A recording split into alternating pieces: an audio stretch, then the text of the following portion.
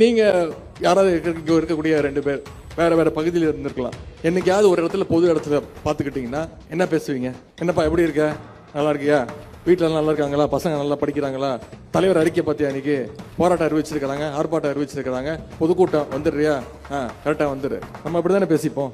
இதே நிலைமை 2 அதிமுக காரங்க, வேற வேற பகுதியில் இருக்கக்கூடிய அதிமுக காரங்க 2 பேர் பாத்துக்கிட்டாங்கன்னா என்ன பேசுவாங்க? பேசிக்க மாட்டாங்க. 2 பேர் திருன்னு முழிப்பாங்க. ஏன்னா யார் கால யார் வாரி விடுவான்னு யாருக்கும் தெரியாது. இவன் எந்த அணியா இருப்பான், இவன் அந்த அணியா இருப்பானோ, ஓபிஎஸ் அணியா இருப்பானா, இபிஎஸ் அணியா இருப்பானா, டிடிவி அணியா இருப்பானா, சசிகலா அணியா இருப்பானா, தீபா அணியா இருப்பானா, தீபா விட்டு டிரைவர் அணியா இருப்பானா, இப்ப புதுசா திரு செங்கோட்டை அணியா இருப்பானா, எந்த கட்சியிலையாவது அதாவது நான் நேற்று பார்த்தேன் சோசியல் மீடியாவில், உலகத்திலேயே ஒரு கரகாட்ட கோஷ்டி தன்னுடைய சொந்த இயக்கத்துல பிரச்சனை.